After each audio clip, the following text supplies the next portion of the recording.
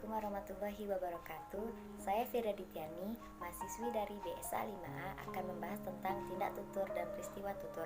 Yang pertama, saya akan membahas tentang tindak tutur. Menurut Jaja Sudarma, tindak tutur merupakan suatu tindakan dengan menggunakan bahasa. Bahasa juga sering digunakan pada hampir semua aktivitas. Kita menggunakan bahasa untuk menyatakan informasi seperti permohonan informasi, memerintah, mengajukan permohonan, mengingatkan, bertaruh, menasihati, dan sebagainya. Ketika kita berbicara, kita melakukan tindakan-tindakan seperti memberi laporan, membuat pernyataan-pernyataan, mengajukan pertanyaan, memberi peringatan, memberi janji, menyetujui, menyesal, dan meminta maaf. Berkenaan dengan tindak tutur ini, Khoir dan Leonie Agustin berpendapat bahwa tindak tutur merupakan gejala individual, psikologis, dan keberlangsungannya ditentukan oleh kemampuan bahasa si penutur dalam menghadapi situasi tertentu.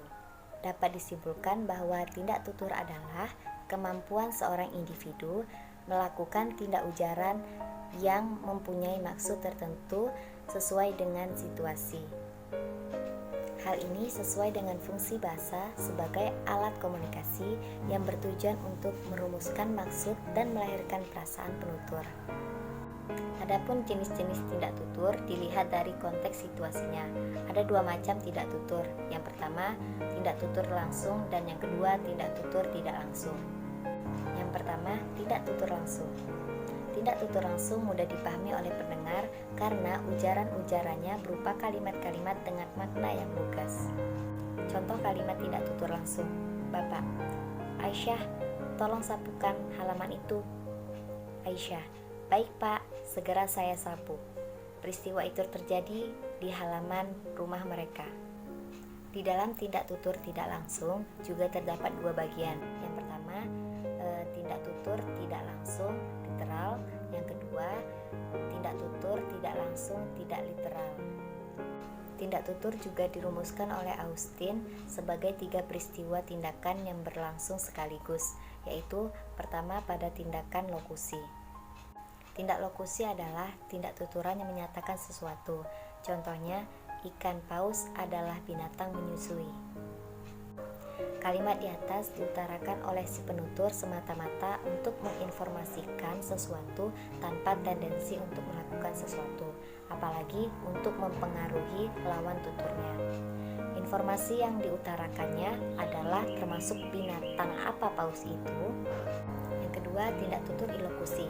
Tindak tutur ilokusi ialah sebuah tuturan selain berfungsi untuk mengatakan atau menginformasikan sesuatu, dapat juga dipergunakan untuk melakukan sesuatu. Contohnya pada kalimat rambutmu sudah panjang. Nah, dari kalimat di atas, bila diucapkan oleh seorang laki-laki kepada pacarnya, mungkin berfungsi untuk menyatakan kekaguman atau kegembiraan. Lain lagi, bila seorang ibu menyatakan ini kepada anak lelakinya, berarti ia memerintahkan kepada anak lelakinya untuk memotong rambutnya. Yang ketiga, tindak perlokusi. Tindak perlokusi ialah suatu tuturan yang diutarakan oleh seseorang seringkali mempunyai daya pengaruh atau efek bagi yang mendengarkannya. Contoh kalimat dari tindak perlokusi ialah, kemarin saya sangat sibuk.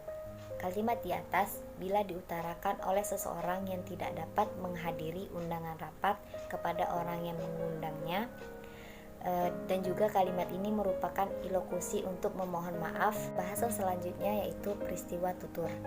Menurut Khoir dan Agustina, peristiwa tutur adalah terjadinya atau berlangsungnya interaksi linguistik dalam suatu bentuk ujaran atau lebih yang melibatkan dua pihak, yaitu penutur dan lawan tutur dengan satu pokok tuturan di dalam waktu, tempat, dan situasi tertentu. Khoir dan Agustina mengatakan bahwa suatu peristiwa tutur harus memenuhi 8 komponen, yang bila huruf-huruf pertamanya dirangkai menjadi akronim speaking. Kedelapan komponen itu adalah sebagai berikut.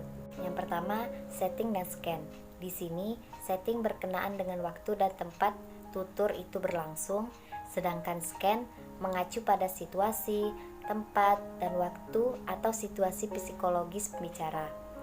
Waktu, tempat, dan situasi tutur yang berbeda dapat menyebabkan penggunaan variasi bahasa yang berbeda juga. Yang kedua adalah partisipan. Partisipan adalah pihak-pihak yang terlibat dalam pertuturan, bisa pembicara dan pendengar, penyapa dan pesapa, atau pengirim dan penerima pesan.